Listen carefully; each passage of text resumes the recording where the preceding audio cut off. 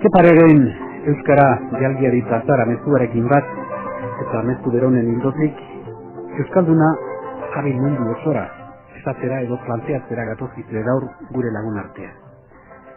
Beraz, mezua bat bera, baina garaian garaiko bitartekoen arabera zabaltzen dena.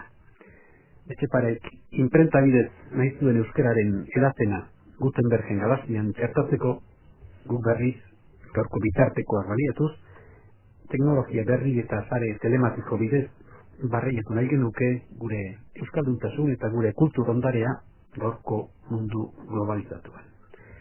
Beraz, soka ez da eten. Eta soka ez bada eten, atzo bezala gaur ere, asmoz eta jakitez erantzun nahi diegulako da mundu berriari. Geure asmoz eta jakitez noski, eusko ikaskuntzak duen goiburuak dioen bezala. Horregatik bada, euskalduntasunak mundu zabalean izan beharreko kokapen edo presentziaren zer nolakoa aztertzera gatozkizue eusko ikaskuntzako 3 kiderekin. Gurekin gaur, elkarte honetako gerentea, Jose Mari Berez de Mendizabal. Gabon, Jose Mari. Hola, kaso. Hola. Pilar Riezarregi, ikastaro interaktiboen koordinatzailea, Arratsaldeon zuri ere. Eta azkenik Maite Zelaia, zuzenbide irakasle eta eusko ikaskuntza barruan, Europa Euskal Herria taldearen burua. Gauza bera, Arratsaldeon Maite. Berdin. Jose Mari, Pilar eta Maite, uste dut bat etorri gintezkela aldarrikapen honetan. Euskara plazara eta mundura nahi badugu, euskalduna ere alaxe nahi dugulako da. Horretan, Etxepararen oinarrizko izatea besterik ez dako bigo. Bueno, iketan deke euskalduna, mundutik ibili dela, ibiltzen dela, dabilela, ez da. Nik askotan esaten dute euskalduna eta Euskal Herria bera, ez dela inoiz herri itxia izan, ez da. Hori topiko bat bada, topiko handia gainera, euskaldunok egizera, etnia batean bizi garela, geto batean bizi izan garela, beti, zelako harremanik gabe, beste herriekin eta nik beti izaten dut, hemendik pasatu direla hainbat eta hainbat herri, hainbat erromatarretatik, zerbait ipatzearen, edo asturrak, edo arabiarrak, edo denetatik, eta ez behar arabiarrak ere ukitxugula guke gure baitan, gure esparru geografiko honetan, ez da. Orduan nik uste dut Euskal Herria zabaldua, herri ireki bat izan dela, ez bakarrik guk erruz gure seme alabak mundura bota ditugulako, edo bialdu ditugulako, baizik eta baita ere kanpokoei ateak zabaldu dizkiegulako, ez da. Nik uste dut alde hortikan, gu ez gara artearen asmatzaileak, ez da hemen daukagun artea ez da guk asmatua, romanikoa ez du guk asmatugu, baizik numetetik etorri da arte hori, edo erranaizamentukoa, edo zera ez da, gotikoa. Beti jakin izan dugula eskuzabalak izaten. Agian, eta beti izaten dugun, frustrazio berean agian egoten, momentu enten nago ez izan ere, nire diskurso hau mila bider aipatu dut, euskaraz esaten egin naiz, eta agian euskaraz esaten egin naizelako eguletzen dietenek badakite jakin hori dela, horrela. Agian euskaraz ez dakitenek ez dute asmatzen zer izan nahi dudan. Hori da nik ekipen pixkat daukadan, eta. Ez dakit topikoa aipatzen digu Jose Marik, ez dakit Maitek eta Pilaren nola ikusten duen topikoa, berri itxieren topikoa, uste duzue oraindik topiko horrekin jarraitzen dugula edo nondik letorke topiko hori edo? Egia esan, topikoak dira, baina nik uste gaur egun denok gure burua pizkat zabaldu dugula. Ez dakit modan dago baita esatea, munduko biztanle bat garela, eta ez garela jende asko eskala sentitzen leku bateko baizik eta gaur egun, egondan globalizazioarekin edo sentitzen dela gehiago leku guztietako izango balitz bezala.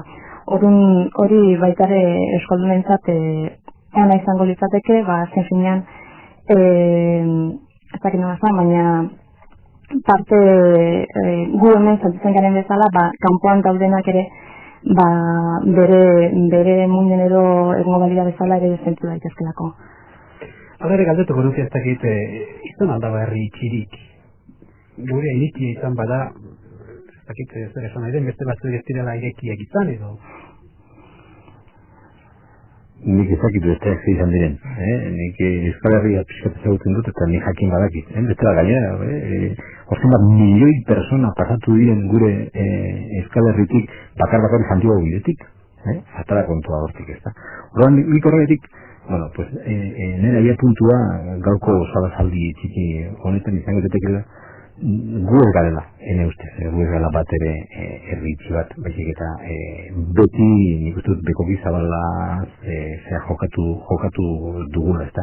Historiako zera, aro guztietan. Gaur egun, nik esango nuke gaur egun askoz gehiago, nik uste dut euskaldunak badakigula ez daukagula zer eginik gure muga barruan egon ezkero, muga barruan egon ezkero. Eta gure etorkizuna zerbait, gure etorkizunean zerbait egin nahi baldin badugu, hori egin behar du hemen, baina baita ere hemendik kanpo ere.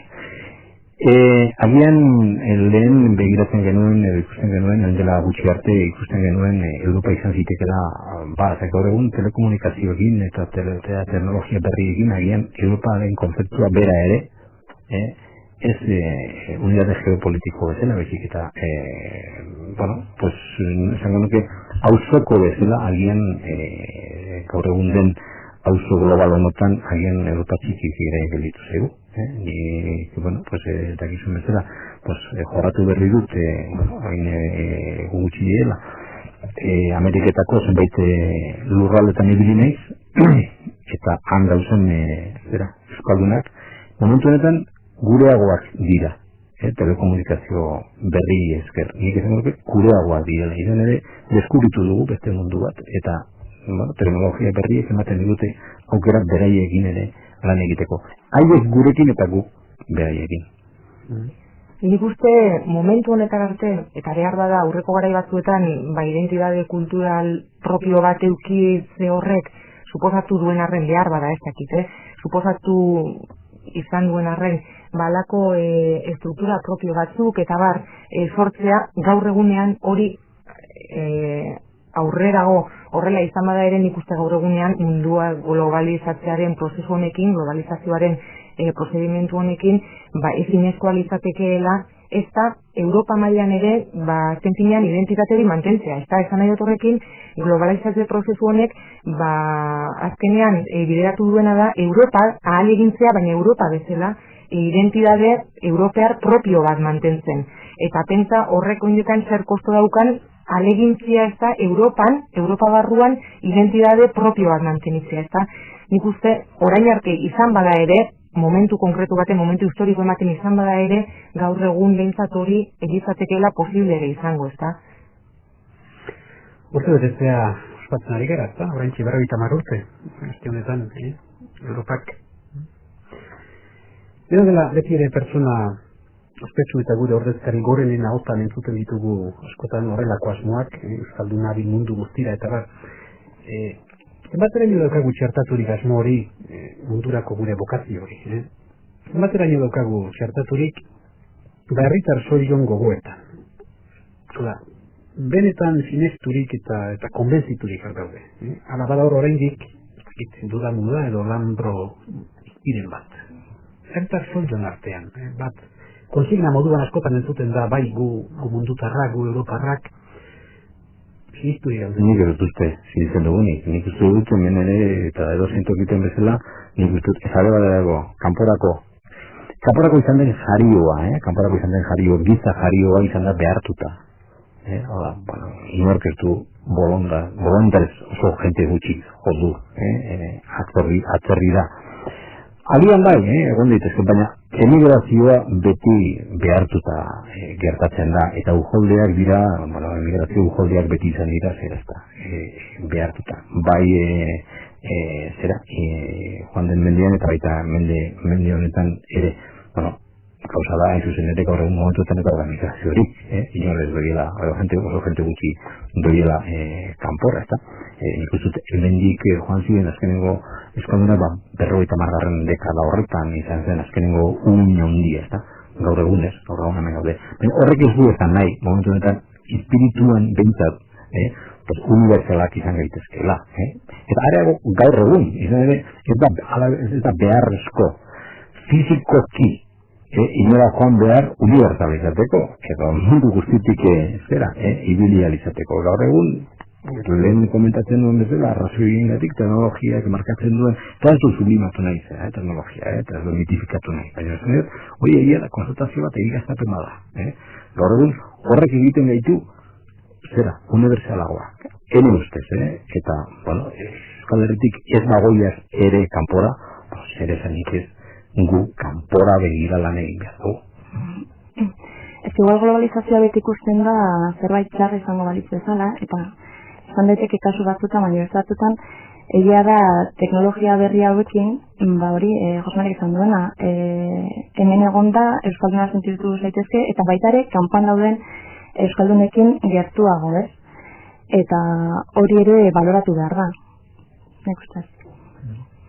Zer bada, auzo izate hori galdu dugu, hau da, ez dago auzo hori, eta nokera mundutar, ez da, neurri batean zeure onduan daukazun bizilaguna bezain gertu edo hurbil daukazu, Singapurreko beste herritar bat, gauzak hain garbi badaudere, hain argi baditugu ere, ez da izango gure historiako une jakin batean, edo une honetan bat batean konbentzimentu horretara iritsi garelako, hau da, geure gogo eta partikularren ondorio hutsa. Zer dio historiak, zerbait aipatu dugu semari, baina zer dio historiak edo nork egiaztatu izan duela uste duzue gure artean Euskaldunon mundurako bokazio hori. Nik ez duzten, hori azken finean historia komunikazioaren arabera eraikitzen da edo egituratzen da, ezta. Bueno, deno dakigu, zestaroan Euskaldunak ziela Gazelako erregeen kronistak esaten baterako. Hori bat zegoen joera bat, eta hor dago gariboi bat, edo iriak ez bat, eta beti horiek, jo izan ditugu nolabait gure lekukoak gortean eta bat, ezta. Gero badator historia erlijiosua, ezta. Hasiko bagina gure zerien, gure familietan azterketa soil bat egiten, seguramente gure familietan aurkituko genuke personaje bat baino gehiago erlijioso izan dena, edo Ameriketan, edo Afrikan, edo Asian dagoena, ezta, edo bilidena. Eta zer esanik ez, seguramente Euskal Herriak duen personajerik ezagunena, animazio horregela da, hori begitako, ezta, horren, horpe bai. Gero, itxas gizonak, zer esanik ez, hor dauz danak, ezta. Noiz ezin eteke, dut informazioa egon den, informazioa eman den momentu oro agertzen direla Euskaldunak mundu zehar. Joan ote diren voluntario, joan ote diren behartuta hori beste hauza da, baina joan egon garela hori batetu da gabe. Militarrak, merkatariak, kulturgizonak, genetik. Eta Volterrek Pirinioen magaletan dantzari bizitzen ikusi zuen herri horretzen irudia beraz, ez da inbukoliko. Hori gaina pena ematen dit izan ere gaur egun gero eta gutxio dantza egiten da, eta zer esanik ez abestu. Hori beste topikoa da. Nik apur bat lotuko nuke oin egiten ari gara hau, ezta, herritar bezala, norbanako bezala, eukigen ezaken proiekzio gogo hori edo egarri hori, ezta, apur bat momentu honetan botere politikoa eta botere ekonomikoa non kokatzen dan kuestio horrekin. Gaur egunean baditugu instituzio autonomiko batzuk, baditugu horren gainetik, esango nuke gainetik behar bada ez kompetentzialki, baina lurraldeari begiratuta gainetik maila estatalean beste instituzio batzuk, baina horren gainetik baditugu baita ere Europako instituzio batzuk. Eta momentu honetan interesatzen zaiona herritarrari da bere instituzio horiek, zuzenean bera ordezkatzen duten instituzio horiek ordezkatuak egotea benetazko botere politikoa eta botere ekonomikoa dagoen lekuetan, erakunde global edo zabal horietan, gure kasuan Europako erakundeetan, nik uste. Eta aipatu duzuen hori nik honekin lotuko nuke, ezta? Proiekzio hori, espansio hori, botere politikoa eta botere ekonomikoa dagon lekuetan egoteko gozearekin baita ere. Hori da, Europar zivilizazioko partaidea garelako. Ez nuke zango kultura, Europar kultura, bizik Europar zivilizazioko partaidea garelako. Eta horretatik hain zuzen ere, interesatzen gaitu Europar izatea. Beraz, gure ekuazioa, Euskaldunak, berdin mundutarrak, izan daiteke, baina beste pauso bat emanez, ez orain arteko arrazoi lati bakarrik. Dagoeneko ezinbestean onartu beharko genukena da, izan ere, edo izatekotan ere, mundura begira bakarrik izan gintezkela. Alegia, ezin geure buruari begira bakarrik bizi, ez gut ez beste inor. Badago beste arrazoi bat behar bada mundutar izateko, hau da, mundura begira bakarrik izan daitekela gaur herri bat. Baina horrek ez du derrigorrez esan bihar identitate kultural propioak galtzerik, ezta? Elizateke kontrazenen egongo zuk aipatu duzun horrekin. Proiekzio hori barnean mantendu daitekenarekin, ez da identitate kultural propio batekin, hizkuntza bat eta historia propio bat eta kultura bat mantenitzarekin, ez? Bat ez dudarik gabe. Ezin daiteke izan universala tokiko bat bada. Horren ingurutik alde egin behar dugu, edo abiatu behar gara, hain zuzen ere universalak izateko. Berriz diot, eta zerakin eta egin bat konforme nago, guri interesan zaigu Europa, hain zuzen ere, kontekstu geopolitikoan hemen gaudelako. Gainontzeko interesan zaizkigu, herri honetako gizabanakoak edo mundu honetako gizabanakoak garelako, baina kokatuta, fizikoki kokatuta Europan gaudelako, interesatu behar zaigu, hain zuzen ere, opinion libre, zera soil horren bitartez, politatea dugu, hemengoa jorratzea, eta egiten ganuke, momentuetan gaudela, Euskalduna gaudela, Europan kokatuta, eta nik egiten ganuke, toki on batean papeleta on bat egiteko, eta nik uzut arro zentu beharko ginekela, Europara garelako eta etorkizun on bat egitezak edurako. Horrek esan nahi du gure ikuspegi eta arazoak, baiadanik hemen esan den bezala, globalak direla. Garbada hitz fetitxe batean erortzea dau, beti menke baita denok, globalizazioa gora, globalizazioa bera, dena dela sinonimo bat baino gehiago izan ditzake globalizazioak eta egitako pare bat aipatzearren totalitarismoa eta uniformizazioa, pentsamentu bakarrarekin batera basortzen den korrontu hori guztia. Alegia, bada hemen totalitarismo ekonomiko, politiko, baina baita ere, ez dakit okerrago dena da, baita ere totalitarismo mental berri bat guztionzat. Nik defendatu beharko banu zerbait, defendatuko nuke justo kontrako teoria. Nik uste dut, momentuetan euskal kultura adibidez, une historiko batean daudela. Une historiko batean, agian globalizazioa, lehen pilarrak esan duen bezala, entxarra ez delako. Eta nik uste dut uniformizazioa ekarri duela, baina ze uniformizazio mota. Zeinen aldetik eta zeinen aldekoa. Nik uste dut, hemen, momentuetan globalizazioaren barruan, aukerak daudela guztiontzat. Gertatzen dena da, pasatu gizabanako pasatu behar dugula, egoera pasibo huts batetik, aktibotasun batera. Eta hori dago gure buruetan, problema dago gure buruetan. Guk momentuetan, kambio hori aldaketa hori egingo bageno, hau da, pasibotasunetik, aktibotasunera pasatuko bagina, euskal identitatea, euskal kultura, euskal zientzia, euskal nortasuna indartuta urtengo ditzatekela, ez daukat bat ere zalantzarik. Zergatik, azken finean jarrera bat eskatzen dizulako, eta jarrera aktibo horrek nik uste dut xamurtu egiten dituela zera guztiak, bide guztiak. Hala ere, zenbat baino izan behar ditzaiguke kezkagarri, kanpoko uolde uniforme hori, da, gure guztion gizarte ohiturez gainera, denon kultur joerak ere berdintzen dituen korronte nagusi hori. Ikusten alduzu ditutzeko motiborik? Hombre, nik uste dut badaudela, ikutzeko motibo pila bat, ikusten baldin badegu globalizazioaren parte negatibo edo zezkor hori. baina nik uste nire eta gure beharra ez dela hori baizik eta alde positiboa bilatu, eta Jose Manek esan duen bezala, gu badakigu nortu garen eta non gauden, eta globalizazio horrek ematen digun aukera. Eta behar bada une honetan, herri txikiak edo kultur txikiak daukate posibilitatea lehen baino askoz ere gehiago kanporateatzeko errestasun pila bat daudelako teknika aldetik, eta nik uste hori kontutan eki beharrela, eta ez hori bakarrik pentsatzen hori globalizazioa suposatuko duela, hori autoritarismoa eta kultur txikien zapaketa suposatu duela, eta hori argi dago, ez? Baina behar bada horri buelta eman dakioke, ez? Horren barruan, globalizazioaren paradoxa kultural batez mintzatzen dira zenbait gaur. Hau da, ez nahi ez jarrai diezaiokela ekonomiaren eta informazioaren globalizazioari kulturaren globalizazio bat. Bestela esan da, kultura txikia eta lokalaren balioa eta estimuak berez egingo duela gora, baldin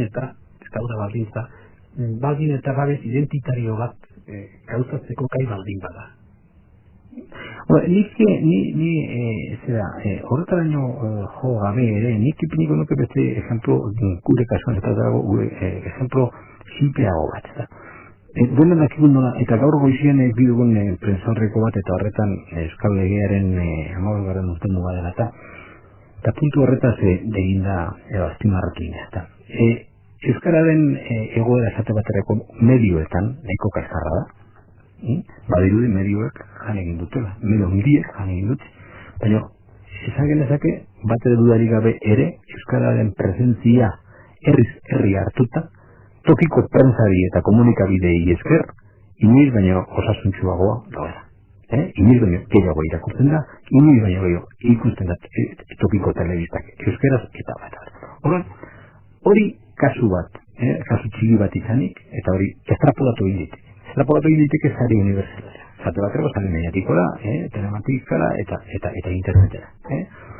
Eta gauza bera gertatu daiteke, niri zer ajola dit, ezate baterako, kanpoko horrek, baldin eta nik nire aldetik kanpora ateratzeko gai baldin manaiz, niri interesatzen zaidana.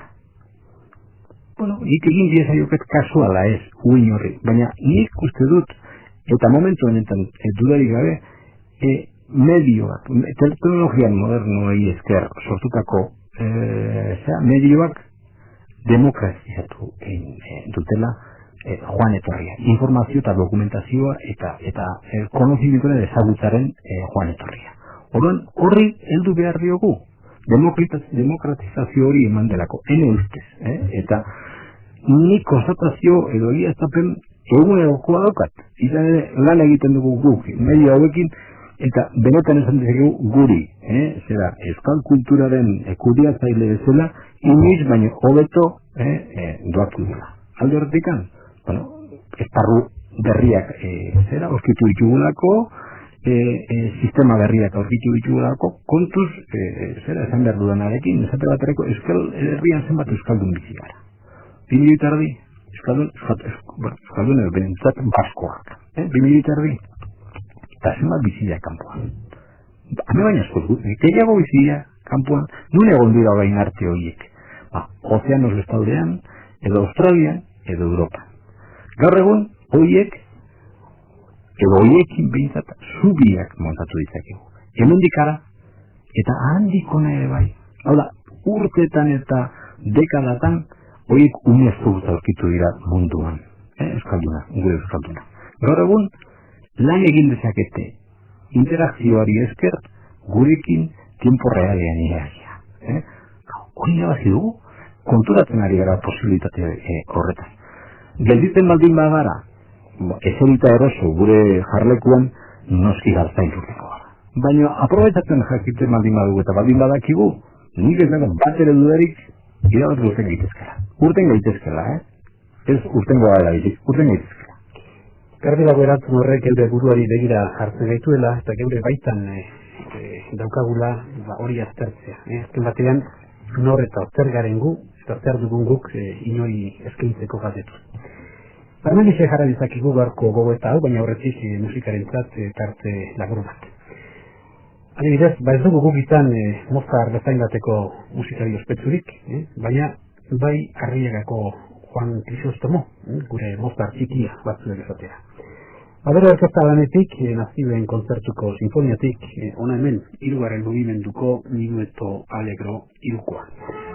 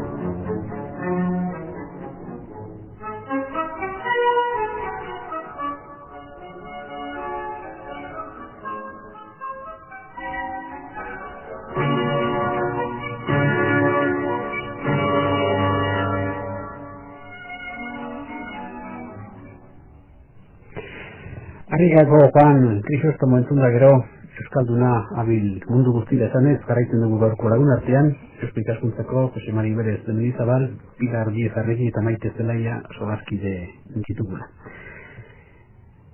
Ez duten aregin bitartean eta zergatik ez da Mozart euskalduna, galdetzen genuen gure lagun artean. Estatu herri honek ahalmenik izan, eta behar bada izango Mozart bat emateko. Segurazki bai. Eta ez baldin bada egon oraindik, posibilitatea eman ez zailako da, baina igual grabatzen dugu hemen zerbait eta interneten bidez sartuko dugu eta eramango dugu mundu guztira. Pilar bidean da, Pilar bidean da oso piano jole trebea delako, bidean dago. Baina behar gara baldintza historiko batzuk izan ditu Austriak eta guk ez. Dudari gabe, eta komunikazioa eduki dute, euren esku eta guk ez, eta hori pasatzen da, herrialde indartsu eta boteretsu guztiegin, eta beraietan daude, izar izbiratsuak gurian ez, Zuzuko bagenu, inoiz agian sortuko genuke. Saldu egingo genuke. Horrek ez duzan nahi onena denik, baizik entzutetsuena dela, salduena dela. Ni ez nintzateke gai izango, zergateko. Saldu esan da, saltza jaunak izan aldera eskaldunok, bat garen dizterik ezi. Hori beste mito bada. Beti katalanak izan omen dira onena. Ni ez nago horrekin ere, nik uste dut euskaldunak ere, saltzaile onak izan dira, eta lehen izan dut, zaren ez erregela. Saltzen jakin izan zuen, dudarik gabe. Baina nik ez utziko nioken Maiteri izena. Izan ere, berak ere batu ez da ondorotik entzateko. Maitek gure buruaz galdezka hitz egin behar du, hemen aipatu dugu nor garen, zer garen, gero baitati munduari zer eskaini diezaiok egun eta bar. Gauza badeko garbi, eta hori Eusko Ikaskuntzaren goiburu horrek jasotzen du inor baino beto, hau da, asmoz eta jakitez. Esatean, asmoz eta jakitez eman beharko diogulako munduari bageure buruen berri. Uste dut zehazti, eta Eusko Ikaskuntzara etorriz badela hor Euskal Herri Europa izeneko proiektu bat. Bai, ala da, Eusko Ikaskuntza barruan, zuzenbide-etzailearen barruan integratuta badaukagu halako egitura berezi bat, Europa Euskal Herria deituriko talde bat, zeinaren bidez, ahalegintzagaren lehen aipatu ditugun kuestio guzti hauek apurtu bat bideratzen. Esan nahi dut honekin, Europa Euskal Herria dela talde bat, maila zientifiko eta akademiko baten ari dana aztertzen eta foroak antolatzen dituena, ikusteko zein den Euskal Komunitate Autonomoak, Euskal Herriak, zituen posibilitateak Europako erakunde horietan, zein parte hartze eukidezakeen Europako instituzio horietan. Integrazioaren bidean, integrazio hori beste estatu batzuei zabaltzerako orduan eta da. Lehen Jose Mari zerbait aipatu du, ondo zehaztuta alditugu gure munduan zehar barreiatutako euskaldunak. Bada hor, atzerriko euskal kolektibitate talde bat, adibidez Argentina, Jose Mari. Zenbat euskaldun Argentina? Bueno, dioten hauin, Fundación Vasco Argentina Juan de Garay delakoak egin du azterketa sakon bat alde horregan, eta euren immigrazioa aztertu dute, eta kalkulatzen dute gutxi gora bera gaur den populazioaren ehuneko 10%, Argentina populazioaren ehuneko 10% euskal jatorria duela. Horrek esan du gutxi gora bera Argentinan bakarrik 4,5 milioi euskaldun, edo jatorria euskalduna dutenak direla, eta horrek esan du hemen baino bikoitza dela hango kopurua, para kontua duertikan. Nik eta zenbait herritan Argentinan bertan ez 10%, ezik 10% da ez da estatu osoan. Badira populazio, badira herriak ehuneko 50% dutenak zera. Beraz, lehen erronka mundu guztiko euskaldunen gana egistea genuke. Hoxe, aprobetatu hori, gaur eguneko teknologiak hauen gana hurbiltzeko, eta horiek ere gugana asko zer hurbilago sentitzeko, elkarlanean hasteko, eta hori, alde batetik bestera, gure hemen egiten ditugun gauzak, konpartitu, Beti ere gizarte digital batean bizi garela kontu egin da? Bai, Eusko Ikaskuntzak garai bakoitzean erabili du momentuko baliabideak edo kultura eta zabaltzeko eta sustatzeko, eta gaur egun daukagun teknologi berri famatu hauekin horretan ari gara baita ere, hauek aprobetxatu gure kultura zaretik barri hartzeko, eta mengo euskaldunatik eskuntzatik aparte, kanpoan daudenentzat ere hori kultura zabaltzeko, posibilitatea emateko. Lehen aipatu dugu zerbait homogeneizazioaren moldeak berekin duen arriskuaz, horren aurrean nabari dezakegun kezkaz. Zehazki nola ikusten duzue teknologia berrien bitarteko zau, internet eta beste. Teknologia berrien bitarteko zau, hizkuntza eta kultura txikiko herri baten ikuspegitik. Zertan eta zeintzu dira gure aukerak azken batean?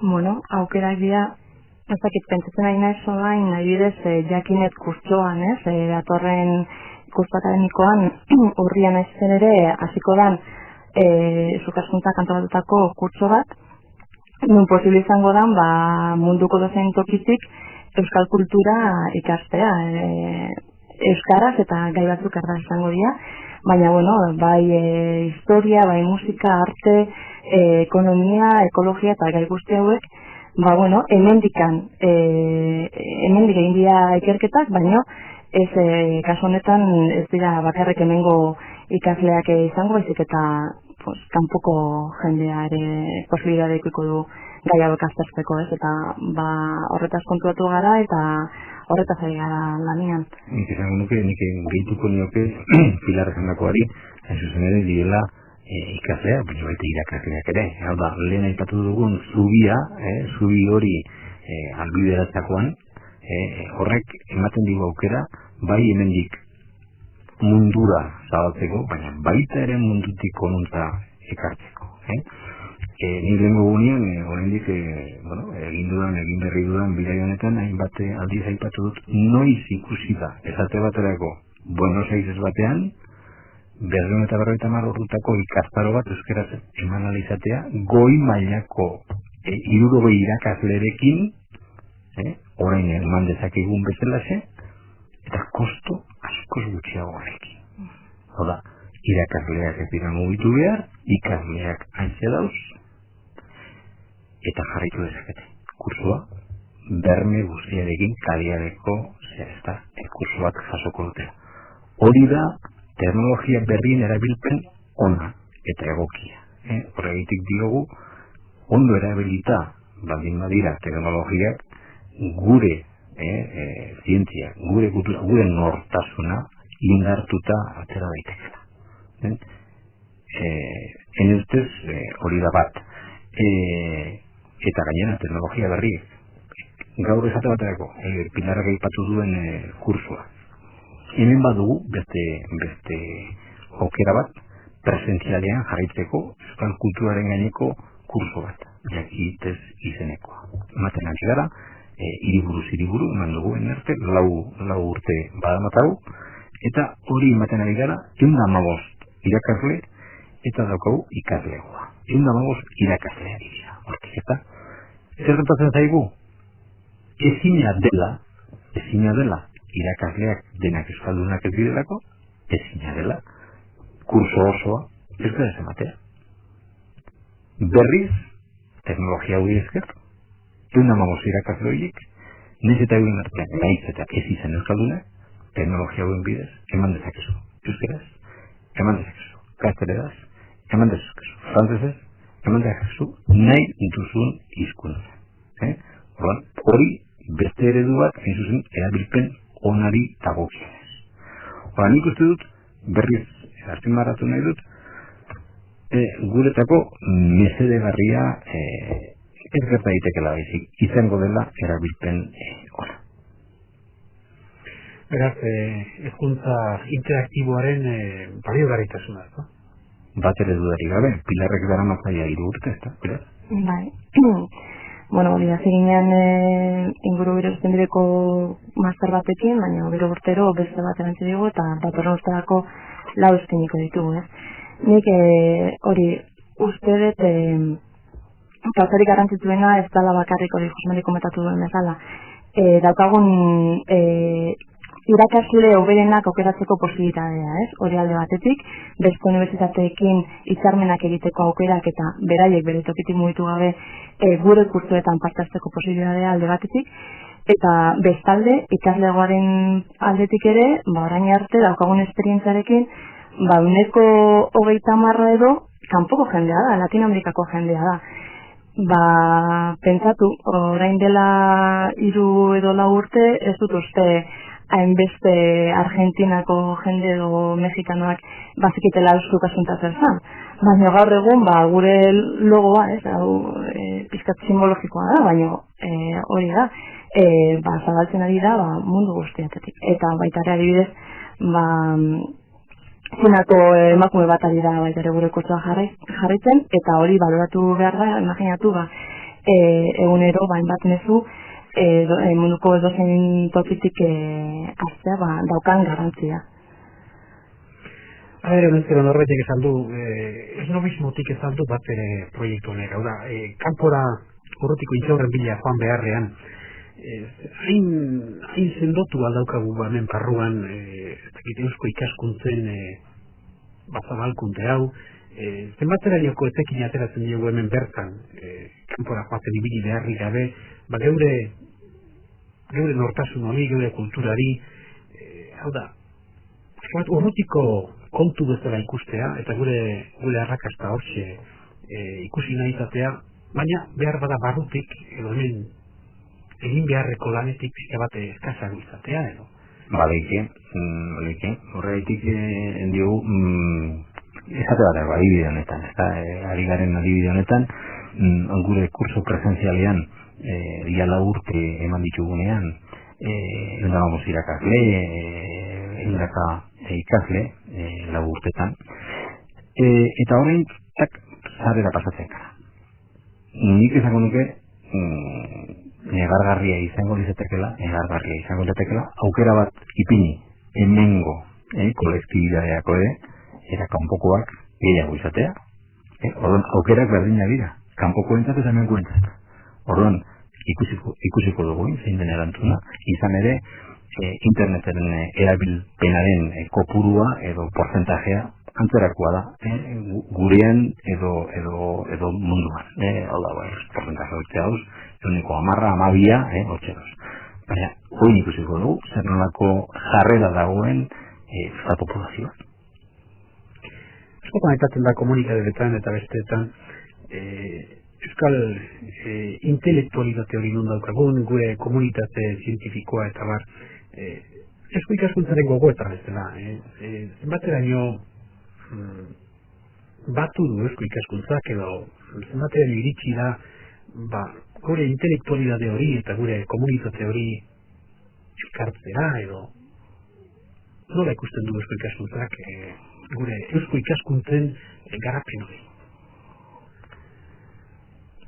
Nik uste dute, niri bintzat ez dagokit hori erantzuteik, izan ere, ni parte interesatu naiz, orduan ez dagokit nahi. Ni bakarrik diot, eusko ikaskuntzak duen baldintza bakarra, eusko ikaskuntzako kide izateko, dela, estatus duen lehendabiziko araua da, euskal kultura eta zientzia maite izatea, maitatzea, aldebaldik, eta gero, urteroko kuota pagatzea, da izuzen ere 5.000 peseta. Orduan, bi horiek kontudan izanik, ateak zabalik dauz, gauza batek garbi izan behar da. Gure elkartea gero eta gaztiagoa da. Gero eta gaztiagoa da, hain zuzen ere, bazkide berriak belaunaldi berriko ere orduan karrera amaitu, edo karrera amaitu baino lehen hau, bazkide egiten direlako. Orduan gaur egun bataz beste eguneko, parkatu, 35 urteko adina du gure bazkide medioak, eta 3.000 bazkide gara. Nik uste dut indarra badagoela, nik uste dut eusko ikaskuntza jakin izan duela. Nik ez dakite intelektualidade hori gote dena, baina bai behintzat jendearen artean eta euskal kulturaren inguruan ari garenok badakigu edo badaukagu erreferentzia bat, eta eusko ikaskuntza gero eta gehiago ematen ari da erreferentzia hori atea zabali daude. Nahi baldin badute, etorri daiteke. Ez badute nahi, bada ez zertxo ere gertatzen. Baina hemen dauz, bikazu eurak dira ni baino gehiago egiteko gaitienak ez da. Oin dela 10 urte zate baterako olako kasuak nekez ematen ziren. Eusko ikaskuntzan gaur egun, bai pila eta baita ere, eurek erakusten dute gaur egun eusko ikaskuntzan da. Jakinet ikastaro aitatu diguzue, ez dut esan UNEDek titulo propiotzat hartzen duela unibertsitate aditu titulu hori. Motivazioaz galdetuko nizueke, hau da, zergatik doa bat unibertsitate aditu titulu horren atzetik. Zergatik gradu ondoko prestakuntzaren arloan, euskal kulturari buruzko kursu interaktibo hau Ze motivazio egon daiteke? Zerratik esklatu nahi esan titulo bat edo? Nor joan daiteke titulu horren atzetik? Bueno, nik uste, argitu behar dudala ze modalidade daude kurtsoa egiteko, ze kurtsoa ez da bakarrik graduondoko titulo bat eskuratzeko posibilidade bakarra ez da, baizik eta posibilidade baita ere modulo solteak egitea. Nork egin dezake, nor dauka interesa modulo ez dakit, arte romanetari buruzko modulo bat egitea, esan deteke edo nire aita, edo esan deteke arteko bosgarren kurtsoa egiten ari den bat, nahi duela eskuratu kreditu universitari batzuk. Eta nork nahi du graduondoko titulo bat, gaur egun, argizute, karrera bukatu ondoren nahiko zaila dela lan bat aurkitzea eta gero eta beharrezkoa dela espezializatzea, ez?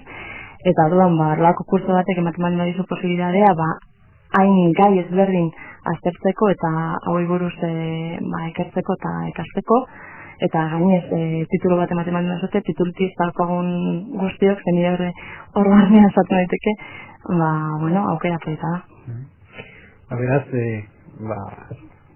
unibertsitatearen berezko titulu bat nahi duen lizentziatuaren zat, adibidez, edo kreditu unibertsitari batzuen validazioa lortu asmo duen ikaslearen zat, edo esan beharrik ez, beste gabe euskal kulturan bere burua trebatu nahi duen edo noren zat. Norbait interesaturik balego, zer esan daiteke egiten den planteamentu bat ikerketa lanerako bitartekoa kontuan hartuta, da bibliografia espezializatua, liburutegi virtuala eta bar. Eta horiek dira ikasleari ematen zaizkion baliabideak, ez? Moduluetatik edo ikasgaitatik aparte, web horri horretan posibilitate ematen diozu ikasleari materia gehigarria aztertzeko. Horre egon daitezke, benetarik argazkiak, ahotsa, erratizaioak,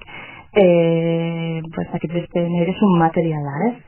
Hor sartu eta aztertu, kopiatu, imprimatu nirezuna hortik atea ezakezu, baitari liburutegi virtual bat ere gertu dauka, eta hor baita ere irakaslei galderak egiteko posibilitatea, beste ikasleekin eztabaidak egiteko posibilitatea.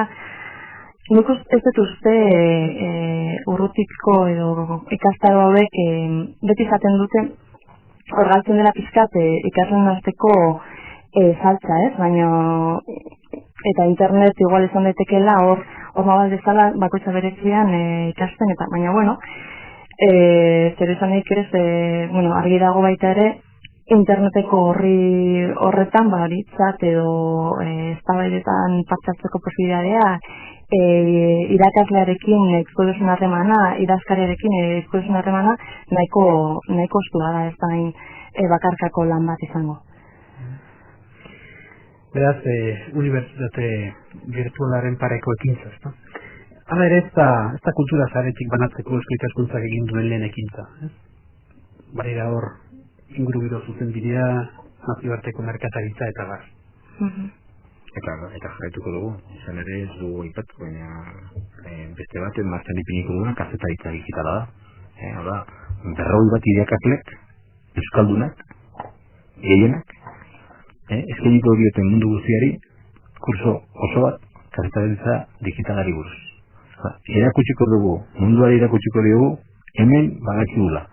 Orduan lehengoarekin, lehengo zure zerarekin, batera eta galderarekin, aldakigu saltzen, noski, jarraitzen dugu saltzen eta jarrituko dugu. Izan ere, produktu honak egiten ditugulako hemen, eta jakin behar dugulako saltzen. Hemen bakarrik ez, baizik mundu guztien. Zorrak egiten ziren bitartean? Inoiz ez. Ez irabazten? Galdu egintzat. Hala izango dira burua usteak eta diru iturriak ondo aztertu behar, ez da? Beti, gu kurso bat ez bada bez finantzatzen ez du bat hartzen. Horren hori, diru agatzerik hemen ez dago. Zer gehiago esan dezakegun, ikuste dugu mundu zora zabaldutako lehio bat izan daitekela hau, urrian martxan jarriko den ekitaldi izango da jakinek. Jadanik web horrien dago informazio guztia eta eskolatu daiteke eta transkripzioa egin baita ere. Unok euskalduna bil mundura esanez hasi dugu irratsaioa eta ibilpide horretan asmoz eta jakitez ibili beharra aipatu amaitzen dugu. Bien artean ametsi izan ditugu, lagun arteko izlari, eskuitaskuntzako Jose Mari Berez Munizabal, Irar Bilizarregi eta Maite Zelega. Beraz, beste gabe, eskerrik asko guztioi, ioniz eta arretagatik, hitza hirukote honi, arreta berriz zuri entzule, eta bendik aurrera ere, asmoz eta egitez, gauden euskaldun eta gauden mundura. Ondo.